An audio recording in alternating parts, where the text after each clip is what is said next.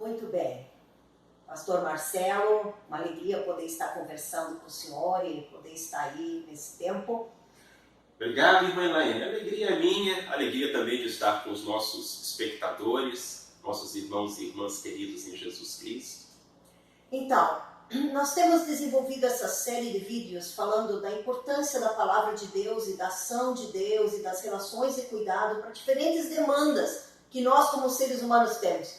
A depressão, lidamos com a culpa, lidamos com o medo e a ira, então, olha que essa ira nos persegue algumas vezes, não é mesmo? Então, as diferentes demandas que temos. Mas, olhando para a vida de Jesus, pastor Marcelo, eu fico percebendo como ele integrou essa humanidade, verdadeiro homem e verdadeiro Deus, mas ainda assim, como verdadeiro Deus, como ele se mostra vulnerável e pede ajuda e vive relações de ajuda de pessoas que olham para suas demandas e lhe socorrem. Como é que o senhor percebe essa questão de Jesus e as relações de ajuda em torno dele? Elaine, isso é muito bonito na Escritura, porque quando nós somos apresentados ao nosso Salvador, somos apresentados a um próprio modelo de saúde emocional e espiritual. Jesus era perfeitamente Deus e perfeitamente homem, e neste seu aspecto humano, ele se torna para nós um modelo, uma inspiração. Por exemplo, Jesus em nenhum momento se propõe a ser um homem autossuficiente. Pelo contrário, ele veio ao mundo na forma de um bebê. Se Deus assim desejasse, o Salvador poderia ter vindo ao mundo já no tamanho de um homem feito. Mas a escolha é por vir na forma de um bebê, que nos braços de Maria vai ser banhado, trocado, amamentado, carregado, porque incapaz de fazer essas coisas por si mesmo, extremamente dependente de uma jovem mãe, de um jovem pai. E da mesma forma, ao longo da sua vida, Jesus vai demonstrar essa interação de cuidado. Nós podemos nos lembrar dele pedindo água à mulher samaritana. Nós podemos nos lembrar dele pedindo aos apóstolos no Getsemane: minha alma está triste até a morte, fiquem aqui e vigiem comigo. Nós podemos nos lembrar de Simão Cirineu, carregando a cruz que o nosso Senhor deixa cair ao longo da via dolorosa. Nós podemos nos lembrar daquelas mulheres e homens piedosos tirando o seu corpo do madeiro e levando-o até a sepultura, porque ele não ia fazer esse trajeto sozinho. Então o Senhor Jesus Cristo, o Filho de Deus, feito homem, foi um homem que tanto ajudou quanto soube permitir-se ser ajudado. Eu acho que é fantástico que você traz, que nesse contexto, quando ele está no Getsemane, ele não desqualifica uma dor, uma angústia, diante de tudo que ele tem para viver. Ele valida isso dizendo, vai ser difícil. E ele é transparente com os seus discípulos, com os seus amigos. Ele não esconde a sua dor, ele não oculta a sua angústia. O suor que desce como gotas de sangue sobre o chão é testemunhado pelos seus irmãos de fé. E ele gera um movimento de dizer, eu preciso de vocês. Quer dizer, ele, verdadeiro homem, verdadeiro Deus, precisa, nessa situação de angústia, de amigos mais chegados que irmão, que caminhem com ele juntinho, digam, olha, me sustentam nesse tempo, porque eu estou precisando. Ele faz esse movimento de pedir ajuda. E aí eu me lembro que nós, enquanto líderes, pastores, líderes, muitas vezes nos colocamos em posição de liderança e nos desqualificamos nas nossas necessidades e queremos dizer, ó, eu dou conta e não fazemos o que Jesus fez. E sabe qual é o resultado disso, Elaine? Adoecimento.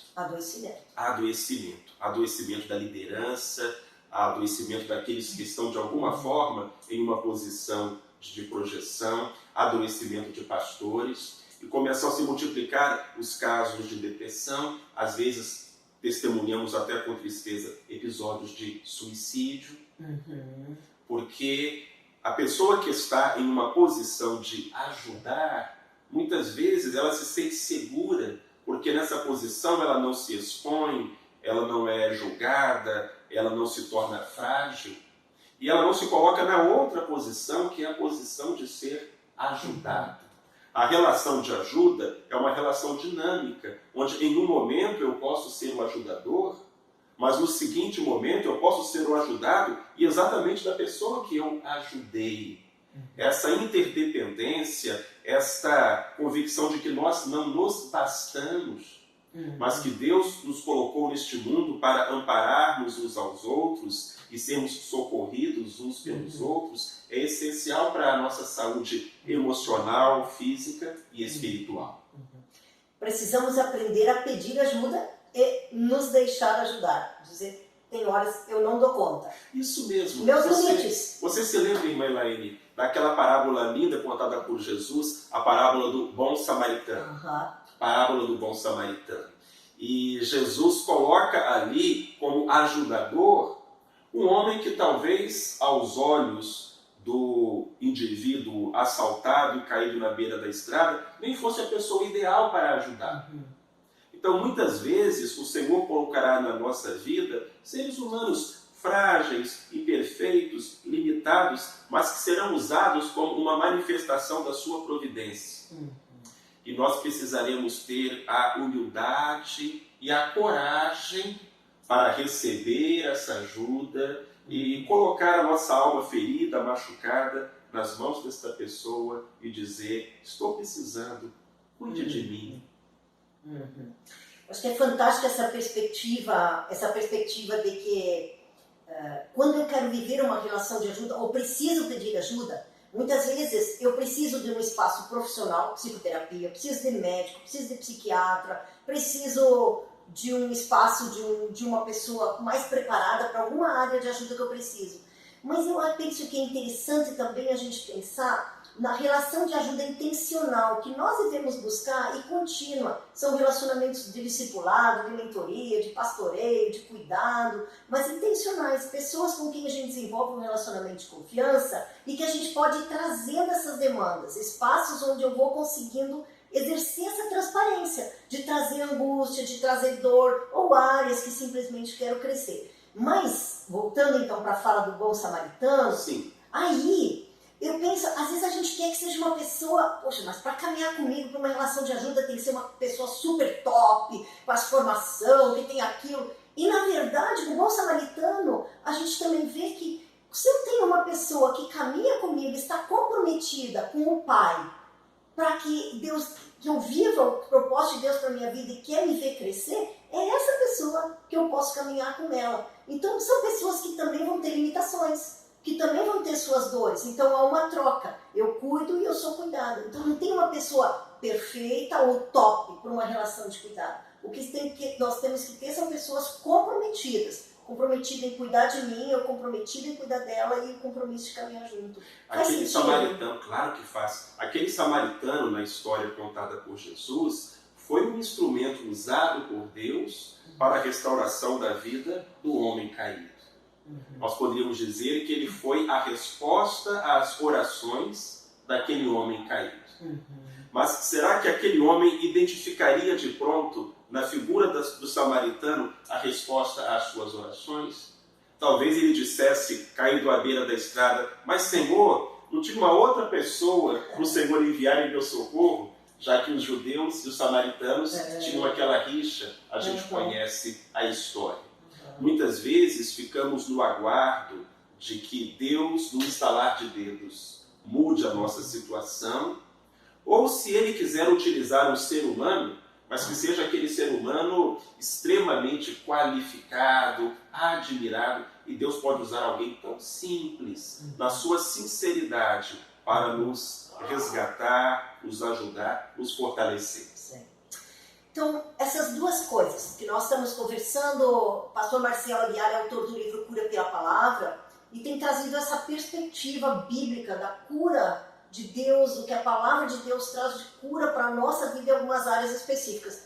Então essa coisa da importância de um Deus que tem palavra de poder para fazer nova todas as coisas em nossa vida, mas ao mesmo tempo que nos coloca no contexto de relacionamentos de igreja, de contexto de pessoas, que são parceiros de Deus nesse processo de cura, de ajuda, de edificação em nossa vida, né? Como isso é fantástico. A palavra do Senhor é extremamente terapêutica.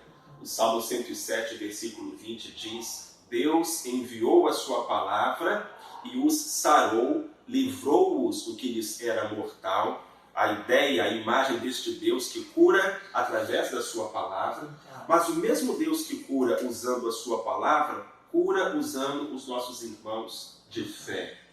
O complexo de super-homem é que eu acho que nos leva a ser menos humanos e menos sadios. A ideia de que homem não chora, crente não sofre, uma mulher de fé nunca vai ter depressão, esses conceitos equivocados fazem com que nós nos coloquemos num solo tão escorregadio de adoecimento e de queda.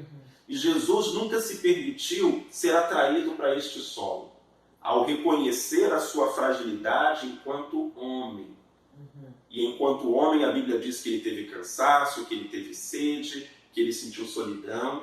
Se deixou servir pela mulher no poço depois de cansado, que os discípulos vão para a cidade buscar comida. Se deixa servir. Ele não acompanha os discípulos, porque a Bíblia diz que ele estava muito cansado e ao mesmo tempo ele pede água à samaritana porque estava sedento. Então esse é o nosso Salvador.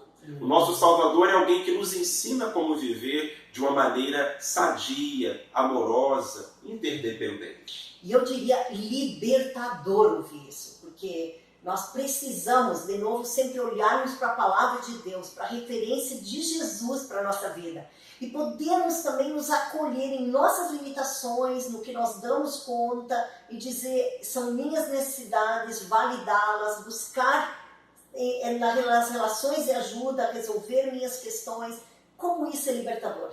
Daí a importância da igreja, em uma época tão individualista como essa em que nós vivemos. Alguns até dizem, eu não preciso de uma igreja para ser um cristão.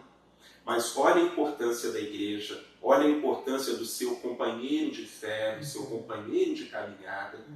E como é importante também que a igreja ou instituições de auxílio à igreja proporcionem momentos, grupos, programas que viabilizem, que potencializem essa capacidade que nós temos de oferecer suporte uns aos outros.